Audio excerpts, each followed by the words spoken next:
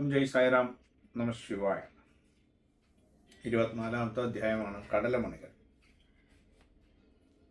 ഹേമന്ത് പാന്ത് പറയാണ് എഴുതണ ഈ 24-ാമത്തെ അധ്യായം. 23-ാമത്തെ അധ്യായത്തിൽ അദ്ദേഹം അടുത്ത അധ്യായത്തെക്കുറിച്ച് പറയാമെന്ന് പറഞ്ഞു.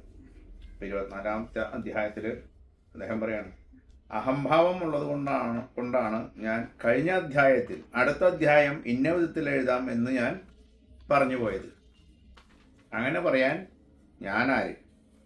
അവിടുത്തെ ഇച്ഛയില്ലാതെ എനിക്ക് എന്ത് ചെയ്യാനാകും? എന്തിന്?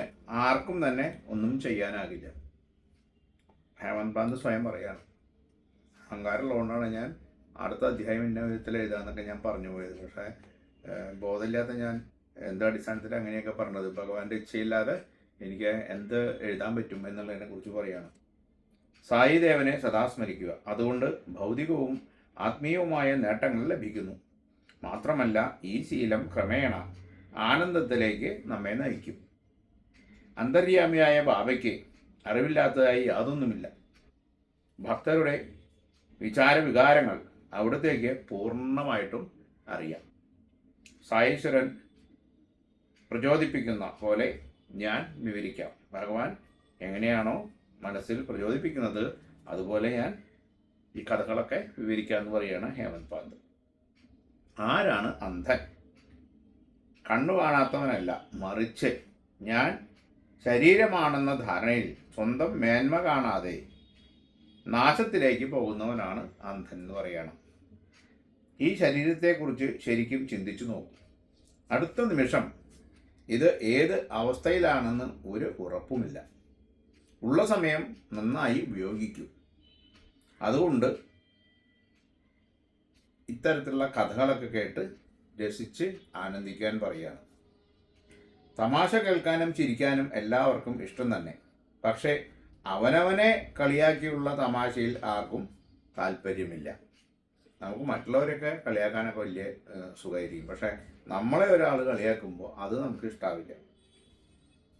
പക്ഷേ ബാബയുടെ രീതി ഒന്ന് വേറെ. ബാബ കളിയാക്കുന്നതിൽ ആർക്കും പരാതിയില്ല, വിഷവുമില്ല. എല്ലാവരും അതിൽ പങ്കുചേർന്ന് രസിക്കുകയും ചെയ്യും. അവിടുത്തെ തമാശ പോലും ഉപദേശാമൃതമാണ്. ഇത് സംബന്ധിച്ച രസകരമായിട്ടുള്ള ഒരു ശൈലിയിലാണ് അടുത്തോട്ട് പറയുന്നത്. ഷിർദിയിൽ ആഴ്ച ചന്ത ഞായറാഴ്ചയാണ്. അന്ന് നിരത്തുകളിൽ താൽക്കാലിക കൂടാരങ്ങൾ ഉയരും. അയൽഗ്രാമങ്ങളിൽ നിന്നും ജനങ്ങൾ സാധനങ്ങൾ വിൽക്കാനും വാങ്ങാനും എത്തും. ഞായറാഴ്ച നല്ല തിരക്കുള്ള ദിവസം തന്നെ. ക്ഷേത്രത്തിലും അന്ന് വലിയ തിരക്കുണ്ടാകും. ചില സമയം ശ്വാസം മുട്ടിപ്പോകുന്ന വിധം ജനം ഒഴുകുന്നു. ഭയങ്കര തിരക്കാവെന്ന് പറയാം. അങ്ങനെ ഒരു ഞായറാഴ്ച ദിവസം വൈകുന്നേരം ഞാൻ സായി തൃപ്പാദങ്ങൾ ഭക്തിപൂർവം നാമജപത്തോടെ തടയിക്കൊണ്ടിരിക്കുന്നു. ശ്യാമയും വാമൻ റാവു, കാക്കാ സാഹേബ്, പിന്നെ മറ്റു പലരും തൃപ്പാദത്തിനരയിൽ ഇരിപ്പുണ്ട്. പെട്ടെന്നാണ് ശ്യാമയുടെ ദൃഷ്ടിയിൽ അത് പെട്ടത്. അദ്ദേഹം കളിയായി ചോദിച്ചു, അന്നാ സാഹേബ്, എന്താണ് താങ്കളുടെ കോട്ടിൻ്റെ ഈ കയ്യിൽ കാണുന്നത്? കടലയാണോ? ആ ചോദ്യം രസകരമായ രംഗത്തിന് കളമൊരുക്കി. ഹേമന്ത് പാന്ത് കോട്ടിൻ്റെ കയ്യിൽ നോക്കി. അതിൻ്റെ മടക്കുകൾ വറുത്ത കടലമണികൾ കൈയിൻ്റെ കോട്ടിൻ്റെ ഇടയിൽ ഇങ്ങനെ ഇരിക്കുകയാണ്. അദ്ദേഹം കൈമുട്ട് നിവർത്തി. പക്ഷേ കടലമണികൾ ഉരുണ്ടു. കുറേ കടലമണികൾ ഉരുണ്ട് താഴെ വീണു. ഹേമന്ത് പാന്ത് വല്ലാതായി. ഇത്രയും കടലമണികൾ എങ്ങനെ ഇത്ര നേരം അവിടെ ഇരുന്നു? ബാബയുടെ തൃപ്പാദം തടയിക്കൊണ്ടിരുന്നപ്പോഴൊന്നും ഈ കടലമണികൾ താഴെ വീഴാഞ്ഞത് എന്തേ? നമ്മൾ ഇങ്ങനെ കൈ നിവർത്തും മടക്കം ചെയ്യുകയാണല്ലോ. ഭഗവാന്റെ തൃപ്പാദം തടയിക്കൊണ്ടിരിക്കുകയാണ് അദ്ദേഹം. പക്ഷേ ഈ കടലമണികൾ ഇവിടെ ഇരിക്കുന്നുണ്ടായിരുന്നു എന്നാണ് പറയുന്നത്. അതൊന്നും താഴ്ത്ത് വീണില്ല. അതെന്താ വീഴാത്തതിനെ കുറിച്ച് സ്വയം ചിന്തിക്കുകയാണ്. ചുറ്റിനുമുണ്ടായിരുന്ന ഭക്തന്മാർ കടലമണികളെക്കുറിച്ച് തങ്ങളുടെ മനോഭാവത്തിന് അനുസൃതമായി ഓരോന്ന് പറഞ്ഞ് രസിക്കാൻ തുടങ്ങി. രംഗം അങ്ങനെ കൊഴുത്തു തുടങ്ങിയപ്പോൾ സായീശ്വരൻ മന്ദഹാസപൂർവ്വം പറഞ്ഞു, കടല വന്ന വഴി എനിക്കറിയാം. ഇവന് ഒരു ദുസ്വഭാവമുണ്ട്, തന്നെത്താനെ തിന്നുക. ഇന്ന് ചന്തയുള്ള ദിവസമല്ലേ? വറുത്ത കടല വാങ്ങി ആർക്കും കൊടുക്കാതെ തനിയെ ശാപ്പിട്ടതിൻ്റെ ബാക്കിയാണത്. ഭഗവാൻ പറയാണ്. അതുകൊണ്ട് കടലമണികൾ കണ്ടതിൽ എന്താണ് അത്ഭുതപ്പെടാനുള്ളത്? ഹേമന്ത് പാന്ത് ഇങ്ങനെ ആർക്കും കൊടുക്കാണ്ട തിന്നൊരു സ്വഭാവം ഉണ്ടെന്ന് കടലമണികൾ. ഇന്നിപ്പോൾ ചന്തയായതുകൊണ്ട് അദ്ദേഹം കടലമണികൾ വാങ്ങിച്ച് ആർക്കും കൊടുക്കാതെ തിന്നതിൻ്റെ ബാക്കിയാണ് കയ്യിൽ കണ്ടതെന്ന് ഭഗവാൻ. ഇതിലൊക്കെ എന്തത്ര അത്ഭുതപ്പെടാനുള്ളതെന്ന് ഭഗവാൻ ഇങ്ങനെ തമാശ പറയാണ്. ബാബയുടെ വാക്കുകൾ കേട്ട് ഞാൻ തെല്ല് വിഷമത്തോടെ പറഞ്ഞു, ബാബ, ഇന്നേ വരെ ഞാൻ അങ്ങനെ ചെയ്തിട്ടില്ല. അടുത്തുള്ളവർക്ക് കൊടുക്കാതെ ഞാൻ തനിയെ ഒന്നും ഭക്ഷിച്ചിട്ടില്ല. മാത്രമല്ല ഷിർദിയിലെ ചന്ത ഞാൻ ഇതുവരെ കണ്ടിട്ട് പോലുമില്ല. പിന്നെ എങ്ങനെയാണ് ബാബ പറഞ്ഞതുപോലെ ഞാൻ കടല വാങ്ങി കഴിക്കുക? തനിയെ കഴിക്കുന്നവർ കാണും, പക്ഷേ മറ്റുള്ളവർക്ക് കൊടുത്തിട്ട് ഞാനെന്നും മറ്റുള്ളവർക്ക് കൊടുക്കാതെ ഞാനൊന്നും തനിയെ കഴിച്ചിട്ടില്ല എന്ന് ഹേമന്ത് പാന്ത് മനപ്രയാസത്തോടെ ഭഗവാനോട് പറയാണ്. ആ മറുപടി കേട്ടപ്പോൾ സർവ്വവ്യാപിയായ സായീശ്വരൻ അരുളി, ശരി തന്നെ, സമീപം ആരെങ്കിലും ഉണ്ടെങ്കിൽ നീ അവർക്കത് കൊടുക്കും. പക്ഷേ ആരുമില്ലെങ്കിലോ തനിയെ കഴിക്കും, ശരിയല്ലേ? എന്നാൽ നിന്റെ കൂടെ സദാ ഞാനില്ലേ? ആഹാരം കഴിക്കും മുമ്പേ ഒരു നിമിഷം നീ എന്നെ സ്മരിക്കാറുണ്ടോ? എനിക്ക് വല്ലതും തരാറുണ്ടോ? അപ്പോൾ പിന്നെ ഞാൻ എന്തു പറയണം? ഭഗവാൻ ഇങ്ങനെ ഹേമന്ത് പാന്തിനോട് പറയാണ്. കടലമണികളെക്കുറിച്ച് ഭഗവാൻ ഇങ്ങനെ രസകരമായിട്ട് പറയാണ്. നീ ആൾക്കാരാരെങ്കിലും ഉണ്ടെങ്കിൽ കൊടുക്കും, പക്ഷേ നീ എന്നെ സ്മരിക്കാറുണ്ടോ, എനിക്ക് തരാറുണ്ടോ എന്നൊക്കെ ചോദിക്കുകയാണ്. എൻ്റെ മനസ്സിൽ ഈ ചോദ്യം ശക്തമായി പാഞ്ഞു. പ്രിയമുള്ളവരെ, ഒരു നിമിഷം ആലോചിക്കൂ. എത്ര ഭംഗിയായി സ്നേഹപൂർവ്വം അവിടുന്ന് ഭക്തനെ മഹത്തായ ഒരു പാഠം പഠിപ്പിച്ചു. ഏത് ഭക്ഷണം കഴിക്കണേക്കാട്ടിലും മുമ്പേ നമ്മൾ ഭഗവാനെ സ്മരിക്കണം, സായി ഭഗവാനെ സ്മരിക്കണം എന്ന് പറയാണ്. ചിലവരൊക്കെ ഭക്ഷണം കഴിക്കുമ്പോൾ പ്ലേറ്റിൻ്റെ ഒരു ചെറിയൊരു ഭാഗത്ത് പ്രാർത്ഥിച്ച് ഒരു ഭാഗം ബാക്കി വയ്ക്കും, എന്നിട്ടാണ് ബാക്കിയുള്ളത് കഴിക്കുക. അത് പല സങ്കല്പങ്ങളായിരിക്കാം. ചിലർ അച്ഛനെയോ, മരിച്ചുപോയ അച്ഛനെയോ അമ്മയെയോ ഒക്കെ സങ്കല്പിച്ച് കുറച്ച് മാറ്റി വയ്ക്കും, എന്നിട്ട് അവിടെ നിന്ന് ബാക്കിയില്ല. പക്ഷെ ഭഗവാന്റെ ഭക്തന്മാരെന്താ വേണ്ടേ? കുറച്ച് ഭഗവാനെ പ്രാർത്ഥിച്ച് നമ്മൾ മാറ്റി വയ്ക്കുക. അല്ലെങ്കിൽ നമ്മുടെ കൂടെയുള്ളവർക്ക് ഭഗവാന്റെ സാന്നിധ്യത്തെ നമ്മൾ മനസ്സിൽ ധ്യാനിച്ചുകൊണ്ട് ഭഗവാനാണെന്ന് സങ്കല്പിച്ചുകൊണ്ട് അടുത്തുള്ള ആൾക്കാർക്ക് കൊടുത്തിട്ട് നമ്മൾ കഴിക്കണമെന്ന് പറയുന്നതാണ് ഇതിലത്തെ അന്തസത്ത. എല്ലാം ശ്രീ ഗുരുവിന് സമർപ്പിച്ചിട്ടേ സ്വീകരിക്കാവൂ. വിഷയങ്ങളുടെ പുറകെ പായുന്നവരൊരിക്കലും ആത്മീയാനന്ദം ലഭിക്കില്ല. ഇന്ദ്രിയങ്ങൾ വിഷയങ്ങളുടെ പുറകെ പോകുന്നത് സ്വാഭാവികവും. പിന്നെ എന്താണ് ഇതിന് ഒരു പരിഹാരമുണ്ട്. വിഷയസുഖങ്ങൾ ആസ്വദിക്കുന്നതിന് മുമ്പ് അവയെ ആദ്യം സായീശ്വരന് സമർപ്പിക്കുക. അപ്പോൾ അതിനുള്ള തീവ്രത കുറയും. സായീശ്വരൻ അരുളുന്നു, ഒരാഗ്രഹം മനസ്സിൽ കത്തിപ്പടർന്ന് ഉയരുമ്പോൾ അത് ഉടൻ എന്നെക്കുറിച്ചാക്കുക. എന്തെങ്കിലും ഒരു വിഷയം വരുമ്പോൾ ഭഗവാനെ സ്മരിക്കാൻ. ഇപ്രകാരം ആഗ്രഹം, കോപം, ദുരാഗ്രഹം, അഹങ്കാരം, വാശി ഇവയെല്ലാം എന്നിലേക്ക് തിരിച്ചുവിടുക. അതെല്ലാം ഞാൻ ഒന്നൊന്നായി ഇല്ലാതാക്കിക്കൊള്ളാം. എൻ്റെ പാദത്തിൽ ആ വികാരങ്ങൾ കെട്ടടങ്ങിക്കോളും. നമ്മൾ എന്ത് കാര്യം വിചാരിക്കുമ്പോഴും ഭഗവാനെ സ്മരിച്ചു കഴിഞ്ഞാൽ നമുക്ക് ചിലപ്പോൾ അഹങ്കാരിച്ചും കൊണ്ടാവും നമ്മൾ നിൽക്കുക. ഭഗവാനെ സ്മരിക്കുന്നതോട് കൂടിയിട്ട് ആ അഹങ്കാരം നമ്മളിൽ നിന്ന് ഇല്ലാതാവുമെന്ന് പറയാണ്. ഇക്കാര്യം പരീക്ഷിച്ച് നോക്കൂ, അപ്പോൾ വികാരങ്ങൾ ദുർബലമാകുന്നത് കാണാം. ഇതൊക്കെ നിങ്ങൾ ചെയ്തു നോക്കാൻ പറയാണ് ഭഗവാൻ. ക്രമേണ അവ പൂർണ്ണമായും നശിച്ചു പോകും, മനസ്സ് പവിത്രമാവും. സായീശ്വരൻ സദാ അരികിലുണ്ടെന്ന സത്യം മറക്കരുത്. എപ്പോഴും അത് ഓർമ്മിക്കുക, അതിൽ ഉറച്ചു വിശ്വസിക്കുക.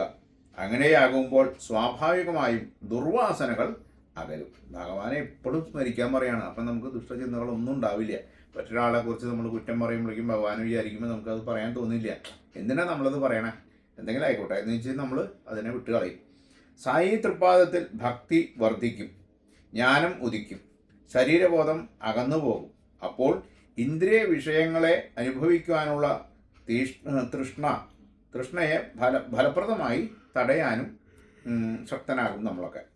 ക്രമേണ തന്നിൽ തന്നെയാണ് ഈശ്വരൻ കുടികൊള്ളുന്നത് എന്ന അറിവും അനുഭവവും സായി കൃപയാൽ ലഭിക്കും. ശരീരം പെട്ടെന്ന് നശിച്ചു പോകുന്നത് തന്നെയാണെന്ന കാര്യത്തിൽ സംശയമില്ല.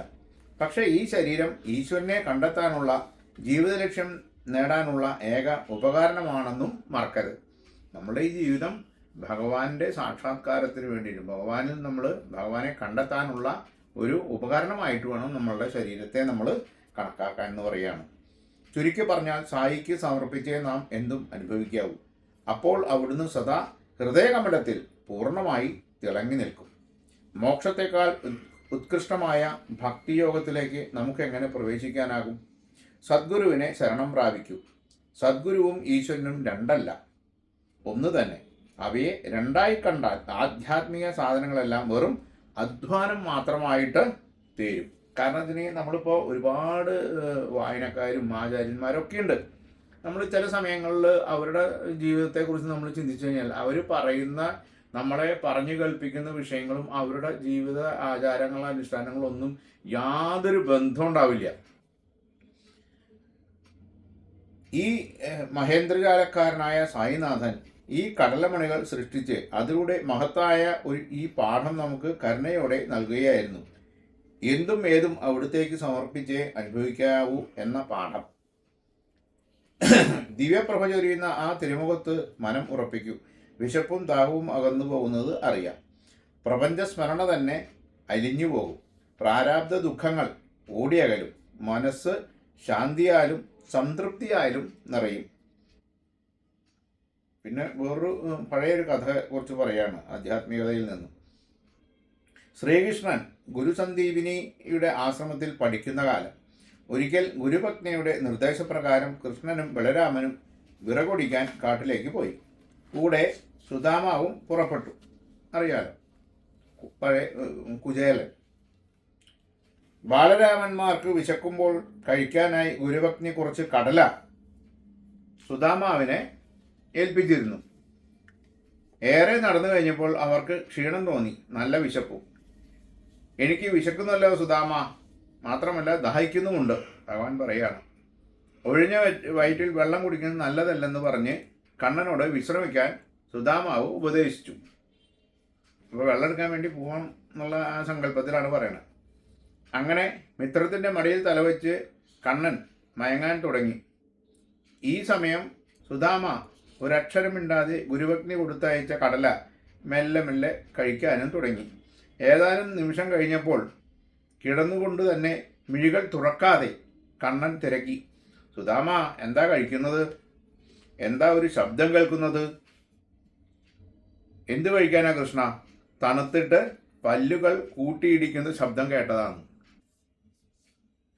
ശബ്ദമാണ് കേട്ടത്.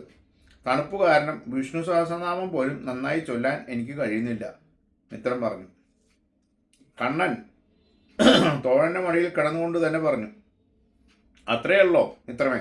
ഞാനൊരു സ്വപ്നം കണ്ടു. ഒരാൾ മറ്റൊരാളുടെ പങ്ക് കഴിക്കുന്നു. അയാൾ അതേക്കുറിച്ച് ചോദിച്ചപ്പോൾ നീരസത്തോടെ എന്തു കഴിക്കാനാ എന്നു മറ്റേയാൾ ചോദിക്കുന്നു. ഇതൊരു സ്വപ്നം മാത്രമാണ്. കണ്ണൻ പറയാണ്, എന്നെ കൂടാതെ നീയൊന്നും കഴിക്കില്ലെന്ന് എനിക്ക് ഉറപ്പാണ്.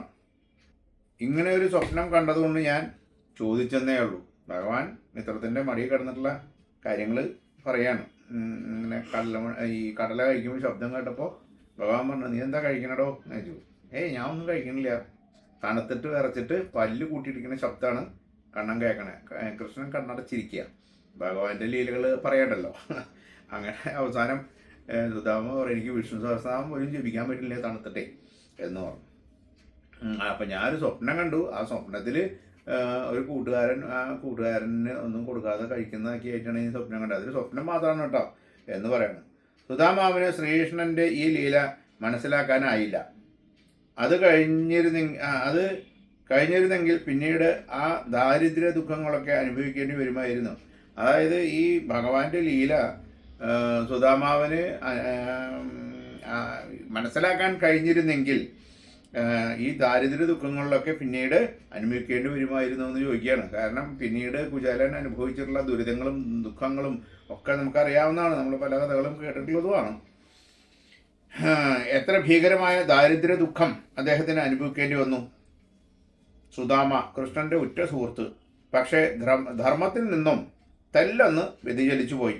അതിന് വലിയ വിലയും കൊടുക്കേണ്ടി വന്നു. പിന്നീട് സുദാമാവിൻ്റെ സഹധർമ്മിണി കഷ്ടപ്പെട്ട് നേടിയ ഒരു പിടി അവിൽ സുദാമാവ് പ്രേമപൂർവ്വം കൃഷ്ണന് സമർപ്പിച്ചു. അങ്ങനെ കടം വീട്ടി ഈശ്വരൻ പ്രസന്നായി ഒരു സുവർണ ഗൃഹം തന്നെ ഭഗവാൻ ഭക്തന് കനിഞ്ഞേകുകയും ചെയ്തു. നമുക്കറിയാലോ കുചേലവൃത്തത്തെക്കുറിച്ച് നമ്മൾ എല്ലാവർക്കും കുറേയൊക്കെ അറിയുന്നതാണ്. അപ്പോൾ ഭഗവാൻ പിന്നീട് കുചേലിൽ നിന്നും സ്വീകരിച്ച അവിലിൻ്റെ ഫലമായിട്ട് കുചേലിൻ്റെ സർവ്വ ദാരിദ്ര്യ ദുഃഖങ്ങളും മാറി വളരെ സമ്പന്നതയോടുകൂടി പിന്നീട് ജീവിച്ചു. അതാണ് കുചേലവൃത്തം. അർഹിക്കുന്നവർക്ക് കൊടുക്കാതെ ആഹാരം കഴിക്കുമ്പോൾ ഇക്കഥ സ്മരിക്കും. നാം എന്തും കഴിക്കുന്നതിന് മുമ്പ് ഈശ്വരന് സമർപ്പിച്ചിട്ടേ കഴിക്കാവൂ എന്ന് ശ്രുതിയും അനുശാസിക്കുന്നു. ഒന്നും എൻ്റേതല്ല എന്ന ഭാവത്തിൽ എല്ലാം ഈശ്വരൻ്റേതാണ് എന്ന അറിവോടെ ലോകസുഖം അനുഭവിക്കാനാണ് ഈശാവാസ്യോപനിഷത്ത് ഉപദേശിക്കുന്നത്. ഇതന്നമമ, ഇതൊന്നും എൻ്റെ അല്ല എന്ന് പറയാണ്. ഇനി അതിരസകരമായിട്ടുള്ളൊരു സായി ലീല പറയാം. പക്ഷേ ആ ലീലയിലും നമുക്ക് പഠിക്കാനേറെ ഉണ്ടെന്നത് മറക്കണ്ട. സായി ലീലകളൊക്കെ നമുക്ക് പഠിക്കാനുള്ളതാണ്, യാതൊരു സംശയവുമില്ല. എന്താണ് കഥ എന്നാണ്. അന്നാച്ചിൻ ചാനിക്കർ ദാമോദർ ഘനശ്യാം നല്ലൊരു ഭക്തനാണ്, ശുദ്ധഗതിക്കാരൻ, നേരെ വാ നേരെ പോ എന്ന പ്രകൃതി, സത്യസന്ധനും നിഷ്കളങ്കനും, ബാബയോട് അതിരറ്റ പ്രേമമുള്ളയാൾ. ഇതൊക്കെയായിരുന്നു അദ്ദേഹത്തിൻ്റെ ഒരു വശം. പക്ഷേ ചെറിയൊരു കുഴപ്പമുണ്ട്. മഹാമുൻകോപി. നേരെന്ന് തോന്നുന്ന കാര്യം ആരോടും എവിടെ വെച്ചും മയമില്ലാതെ മുഖത്തടിച്ച് പറയും. പ്രയോഗിക്കുന്ന പദങ്ങൾ കൂർത്ത അമ്പുകണക്കെ ഹൃദയം പിളർത്തും. മറ്റുള്ളവരുടെ വികാരങ്ങളെ മാനിക്കാറേയില്ല. ആരോടും കടമിടപാടുമില്ല. വിനയമോ പരിഗണനയോ ഇല്ല. ഇടപാടുകളെല്ലാം കൃകൃത്യം പ്രായോഗികവുമായിരുന്നു. അതായത് എരിയുന്ന കനലെടുക്കാൻ കഴിഞ്ഞാലും അന്നായുടെ കോപം താങ്ങാൻ ആർക്കും കഴിയില്ല. അത് അത്രമേൽ പൊള്ളിക്കും. പക്ഷേ ശുദ്ധനും നിഷ്കളങ്കനുമായ അദ്ദേഹത്തെ ബാബ ഏറെ ഇഷ്ടപ്പെട്ടിരുന്നു, സ്നേഹിച്ചിരുന്നു. ഒരു ഉച്ച സമയം ബാബ ക്ഷേത്രത്തിൽ ഇടത് തൃക്കരം മരപ്പടിയിൽ വെച്ചിരിക്കുന്നു. ചുറ്റിനും ഭക്തജനങ്ങൾ. അണ്ണാ സാഹേബ് മരപ്പടിയിൽ വെച്ചിരിക്കുന്ന തൃക്കരം തലോടി പരിചരിക്കുന്നു. ബാബയോ അലക്ഷ്യനായി നിസ്സംഗഭാവത്തിൽ നിലകൊള്ളുന്നു. ചുറ്റിലുമുള്ള ഭക്തന്മാർ തിരുശരീരത്തിൽ കഴിയും വിധം തൊട്ട് തലോടി സേവിക്കുന്നു. ചിലർ തൃപ്പാദം തലോടി സേവിക്കുന്നു. ചിലരാകട്ടെ പുറവും വയറും മെല്ലെ അമർത്തി സേവിക്കുന്നു. നിഷ്കളങ്ക സ്വരൂപനായ സായീശ്വരൻ ഇതൊന്നും അറിയാതെ, എല്ലാം അറിഞ്ഞുകൊണ്ട് തന്നെയാണ്, എന്നാൽ എല്ലാം അറിഞ്ഞ് ഭക്തരെ സേവിക്കാൻ അനുവദിക്കുന്നു. ഭക്തന്മാരൊക്കെ ഭഗവാൻ ഇങ്ങനെ അടുത്ത കൈ ഇങ്ങനെ വെച്ചിട്ട് നിൽക്കുകയാണ്, കട്ടളപ്പടിമ വെച്ച് നിൽക്കുക. അപ്പോൾ ഓരോരുത്തർ പറ്റാവുന്ന വിധത്തിലൊക്കെ ഭഗവാനെ സേവിച്ചുകൊണ്ടിരിക്കുകയാണ്. അണ്ണാ സാഹേബ് തടവിക്കൊണ്ട് ഇരുന്നതിൻ്റെ നേരെ എതിർവശത്താണ് വൃദ്ധയും വിധവയുമായ മാവസിബായി ഇരിക്കുന്നത്. ആ അമ്മ ഏകാഗ്ര ചിത്തയായി സായീശ്വരൻ്റെ വയറ്റിൽ അമർത്തി തലോടുകയാണ്. എല്ലാം മറന്ന് സായി തിരുനാമ ജപത്തിൽ നിമഗ്നയായ ആ അമ്മ താൻ ചെയ്യുന്നത് എന്തുപോലും അറിഞ്ഞിരുന്നില്ല. ഭഗവാനിൽ അങ്ങനെ അങ്ങോട്ട് ലയിച്ചിരുന്നു കൊണ്ട് ഭഗവാന്റെ വയറിങ്ങനെ തലോടിക്കൊണ്ടിരിക്കുക അമ്മ. അവർ അതിശക്തമായി വയറ്റിൽ അമർത്തി തിരുമ്മിക്കൊണ്ടിരുന്നു. കൃപാമയിയായ സായീശ്വരയുടെ ശരീരം തിരുമലിൻ്റെ ശക്തിയിൽ അങ്ങോട്ടും ഇങ്ങോട്ടും ഇളകിയാടി. പക്ഷേ ഭക്തയുടെ സേവനം സ്വീകരിക്കുന്നതിൽ മാത്രം അതീവ താല്പര്യമുള്ള കരുണാമയി തൻ്റെ ക്ലേശങ്ങളെ തെല്ലും പരിഗണിച്ചില്ല. ഭഗവാനെങ്ങനെ ചിലപ്പോൾ ഭഗവാൻ ഇങ്ങനെ ഇളകിക്കൊണ്ടിരിക്കുക, ഒരു കൈ ഇങ്ങനെ വെച്ചിട്ടുണ്ട്. എന്നാൽ ഈ അമ്മ തലോടുമ്പോൾ ശരീരമൊക്കെ ഇളകുന്നുണ്ട്, പക്ഷെ ഭഗവാനെ ഒന്നും കൂട്ടാക്കിയില്ല. കാരണം അമ്മയുടെ ആ സേവ അത്രയധികം രസിച്ചുകൊണ്ട് ഭഗവാൻ അങ്ങനെ നിൽക്കുകയാണ്. മാസിവായി കൂടുതൽ ആഞ്ഞു തിരുമ്മിക്കൊണ്ടിരുന്നു. തിരുമലിനൊപ്പം അവരും മുന്നോട്ടും പിന്നോട്ടും ആടി. ഈ തിരുമ്പം അങ്ങനെ ആടിക്കൊണ്ടിരിക്കുക. ഭഗവാനെ തിരുമ്പുന്നതിനോട് കൂടെ തന്നെ അവരും ആടിക്കൊണ്ടിരിക്കുകയാണ്. ചില സമയം അവരുടെ മുഖം എതിർവശത്തിരുന്ന അന്നാച്ചിൻ സാഹേബിൻ്റെ മുഖത്തിന് വളരെ അടുത്ത് വന്നു. നമ്മളിങ്ങനെ തിരുമ്പം ഇങ്ങനെ ആടുകയല്ലേ ഈ അമ്മ. അങ്ങനെ ആടുമ്പോൾ മറ്റാൾ വേറെ ഭാഗത്തിരുന്ന് ഇങ്ങനെ തലോടുന്നുണ്ട്. അപ്പോൾ അയാളുടെ മുഖത്തിൻ്റെ അടുത്തേക്ക് വരെ വന്നു. അത് അന്നാച്ചിൻ സാഹേബായിരുന്നു. അദ്ദേഹത്തിൻ്റെ മുഖത്തിൻ്റെ അടുത്ത് വരെ ഈ മാവസിബായിയുടെ മുഖം വന്നു എന്ന് പറയണം. മാവസിബായി വളരെ ധർമ്മബോധമുള്ള സ്ത്രീ. ഒരു പ്രാവശ്യം അവരുടെ മുഖം സാഹിബിൻ്റെ മുഖത്തിനടുത്തെത്തിയപ്പോൾ ആ അമ്മ തമാശയായിട്ട് പറഞ്ഞു, ഈ അന്നാ സാഹിബ് എന്തൊരു മനുഷ്യൻ, വയസ്സായ എന്നെ ഉമ്മ വയ്ക്കാൻ ശ്രമിക്കുന്നു. അപ്പം വെറുതെ അമ്മ തമാശ പറഞ്ഞാണ്. അടുത്തുള്ളവർ ഇത് കേട്ട് പൊട്ടിച്ചിരിച്ചു പോയി. അന്നാച്ചിൻ സാഹിബിന് ശരീരത്തിൽ കനൽ കോരിയിട്ടതുപോലെ ആയിരുന്നു ആ വാക്കുകൾ. അദ്ദേഹം കോപത്തോടെ കണ്ണുരുട്ടി കുപ്പായത്തിൻ്റെ കൈ തെറുത്ത് കയറ്റി. ദേഷ്യം വന്നു കഴിഞ്ഞാൽ ചില ആൾക്കാർ ഇങ്ങനെ കൈയൊക്കെ കേട്ടില്ലേ, അതുപോലെ. ഞാനെന്താ അത്ര ചീത്തയാളോ? വൃദ്ധനായ ഞാൻ ഉമ്മ തന്നെന്ന് നിങ്ങൾ കരുതുന്നുവോ? ഞാനെന്താ നിങ്ങളെ ഉമ്മ വയ്ക്കാമെന്ന് നിങ്ങൾ കരുതിയേ എന്ന് ചോദിക്കുകയാണ്. പക്ഷേ ഈ അമ്മയാണ് അദ്ദേഹത്തിൻ്റെ മുഖത്തിൻ്റെ അടുത്ത് പോയത് തിരുമ്പിക്കൊണ്ടിരിക്കുമ്പോൾ. അന്നാച്ചിൻ അങ്ങോട്ട് അലറി. മറ്റുള്ളവരുടെ സാന്നിധ്യം ഒഴിവാക്കാതെ അന്നാച്ചിൻ ചീറ്റിക്കൊണ്ടിരുന്നു. ചിലർ സമാധാനിപ്പിച്ചു. അന്തരീക്ഷം വഷളായി തുടങ്ങി. ഞാനത്ര വിഡ്ഢിയൊന്നുമല്ല, വഴക്ക് തുടങ്ങി വെച്ചത് ഈ വൃദ്ധയാണ്. ഉടൻ തന്നെ ബാബ ഇടപെട്ടു. അന്ന വാത്സല്യപൂർവ്വം വിളിച്ചുകൊണ്ട് സായിച്ചനെ അരളി. എന്തിനാ അന്ന ഇങ്ങനെ ആവശ്യമില്ലാതെ ബഹളം വയ്ക്കുന്നത്? അമ്മയെ ഉമ്മ വയ്ക്കുന്നതിൽ എന്താണ് തെറ്റ്? വയസ്സായ വൃദ്ധയാണ്. അപ്പോൾ അതുകൊണ്ട് ഭഗവാൻ പറയാ, എന്തിനാ ഇങ്ങനെ ബഹളം വയ്ക്കണോ? അമ്മേനെ ഇപ്പോൾ ഉമ്മ വെച്ചുകൊണ്ട് ഇപ്പോൾ എന്തത്ര കുഴപ്പം എന്ന് ഭഗവാൻ ചോദിക്കുകയാണ്. എനിക്ക് മനസ്സിലാകുന്നില്ല. ബാബയുടെ ഈ വാക്കുകൾ ഉയർന്നതോടെ മസ്ജിദിൽ ഉയർന്നുകൊണ്ടിരുന്ന സംഘർഷാന്തരീക്ഷം പൊടുന്നനായിരുന്നു. എല്ലാവർക്കും ചിരിയോട് ചിരിയായി. അണ്ണാ സാഹിബ് ശാന്തനുമായി. ഭഗവാനും ഭക്തനും തമ്മിലുള്ള ബന്ധം തീർത്തും സ്വകാര്യ ബന്ധമാണ്. അതിൽ മറ്റൊരാൾക്ക് ഇടപെടേണ്ടതായ ഒരു കാര്യവുമില്ല. വിഭു ഒരിക്കലും അത് ആഗ്രഹിക്കുന്നുമില്ല. ഭക്തൻ്റെ മനോതലവും ഭക്തിയുമാണ് അവിടത്തേക്ക് പ്രധാനം. ഒരിക്കൽ അതേ മാസിബായി ബാബയുടെ വയറ് തിരുമുകയായിരുന്നു. അവർ ഉപയോഗിക്കുന്ന ശക്തി കണ്ടപ്പോൾ പലർക്കും വല്ലായ്മ തോന്നി. ബാബയ്ക്ക് അസ്വസ്ഥയാകുകയില്ലേ? ബാബയ്ക്ക് അസ്വസ്ഥനാവില്ലേ എന്ന് പറയാണ്. ഇവർ വല്ലായിട്ടാണ് വയറ് ഭഗവാന്റെ തിരുമ്മിക്കൊണ്ടിരിക്കുന്നത്. ഈ രംഗം കണ്ട് സഹിക്കാനാവാതെ ഒരു ഭക്തൻ പറഞ്ഞു, അമ്മേ കുറച്ച് മെല്ലെ തിരുമ്പൂ, അല്ലെങ്കിൽ ബാബയുടെ ഞരമ്പുകൾ പൊട്ടിപ്പോകും. കുറച്ച് കരുണ കാണിക്കാൻ പറയാണ്. അവിടെ നിൽക്കുന്നുണ്ടായിരുന്നൊരു ഭക്തൻ. ഈ വാക്കുകൾ കേട്ടതും ബാബ ഇരിപ്പിടത്തിൽ നിന്നും ചാടി എഴുന്നേറ്റു. മുഖം വല്ലാതായി. ഒരു ദണ്ടെടുത്ത് തറയിൽ ശക്തമായി അടിച്ചു. പിന്നെ അതിയായ കോപത്തോടെ ദണ്ടിൻ്റെ ഒരറ്റം വയറ്റിൽ കുത്തി, മറ്റേ അറ്റം മുന്നിലുള്ള തൂണിൽ ഉറപ്പിച്ചു. പിന്നെ കണ്ടത് ഭയാനകമായ രംഗമായിരുന്നു. ബാബ അതീവ ശക്തിയോടെ മുന്നിലേക്കാഞ്ഞു. ദണ്ട് വയറ്റിൽ കുത്തിക്കയറ്റാനെന്ന പോലെ ഇരു കൈകളും കൊണ്ട് തൂണിൽ ബലമായി പിടിച്ചു ശരീരം തൂണിലേക്ക് വലിച്ചടിപ്പിച്ചു. ദണ്ട് ഉദരത്തിലേക്ക് തുളഞ്ഞു കയറുന്ന പോലെ തോന്നിപ്പോയി. ഭയാനകമായ രംഗം. ഭക്തനെ അത് ആരായാലും അവരെ കുറ്റപ്പെടുത്തുന്നത് ബാബയ്ക്ക് സഹിക്കാമായിരുന്നില്ല. അതായത് ഭഗവാൻ ഈ അമ്മ നവസീബായി വയറ് തിരുമ്മിക്കൊണ്ടിരിക്കുക. ഭക്തന് തോന്നി ഭയങ്കരമായിട്ട് ഭഗവാന് വേദനിക്കില്ല എന്നൊക്കെ പറഞ്ഞു ഒന്ന് പതുക്കേക്കാൻ പറഞ്ഞ. പക്ഷെ ഭഗവാൻ അത് ഇഷ്ടപ്പെട്ടില്ല. ഭഗവാൻ എന്ത് വേണ്ടി അവിടെ ഒരു വടി എടുത്തിട്ട് നിലത്തൊരു അടിച്ചു. ആ അടിച്ചതിന് ശേഷം ആ വടി വയറ്റിൽ വെച്ചിട്ട് മുമ്പിലുണ്ടായിരുന്ന തൂണുമ്പിലേക്ക് ഈ വടിയുടെ മറ്റേ ഭാഗം കയറ്റി വെച്ചിട്ട് രണ്ട് കൈ കൊണ്ട് തൂണ് പിടിച്ചിട്ട് ഭഗവാൻ ഈ തൂണിൻ്റെ അടുത്തേക്ക് കയറുന്നു. അപ്പം എന്താ ഈ നടുവിലത്തെ വടി ഭഗവാന്റെ വയറ്റിലേക്ക് കയറുന്നത് പോലെ തോന്നി. കയറിയില്ല. ഭഗവാൻ അങ്ങനെ സ്വയം വേദന ഇയാൾ പറഞ്ഞുകൊണ്ടുള്ള ദേഷ്യം ഭഗവാന്റെ കാട്ടാണ്.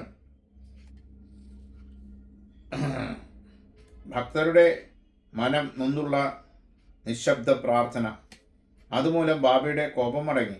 എല്ലാവരും മനസ്സുകൊണ്ട് ഭഗവാനെ എന്ന് വിളിക്കുകയാണ്. അങ്ങനെ ചെയ്യരുതേ എന്ന് മനസ്സുകൊണ്ട് എല്ലാവരും പ്രാർത്ഥിക്കുകയാണ്. ഉടനെ ബാബയുടെ കോപമടങ്ങി. അവിടുന്ന് ആ ഭീകരരംഗം ഉപേക്ഷിച്ച് സ്വസ്ഥാനത്ത് വന്നിരുന്നു. നാം ആരെയും വിലയിരുത്തരുത്.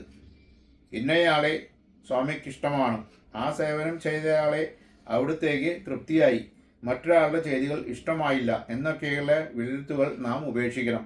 ഒരാൾ ചെയ്യുന്ന കാര്യം ഭഗവാൻ ഇഷ്ടമായി, വേറൊരാൾ ചെയ്യുന്നത് ഇഷ്ടമായില്ല, അങ്ങനെയൊന്നും നമ്മൾ ചിന്തിക്കേണ്ട കാര്യമില്ല. ഭഗവാൻ എല്ലാവരും തുല്യരാണ്. ഇത്തരം തോന്നലുകൾ നമ്മളുടെ വ്യക്തിപരമായ കാര്യം മാത്രം. യാഥാർത്ഥ്യം എത്രയോ വിഭിന്നമായിരിക്കും. നമുക്കൊന്നേ ചെയ്യാനുള്ളൂ, ആ മനോഹര രൂപം ധ്യാനിക്കുക, ആ തിരുനാമം സ്മരിക്കുക, അവിടത്തെ സേവിക്കുക. ഇതാണ് 24-ാം അധ്യായത്തിൽ അവസാനത്തിൽ പറയുന്നത്. ഓം ജയ് സായിറാം. നമഃ ശിവായ.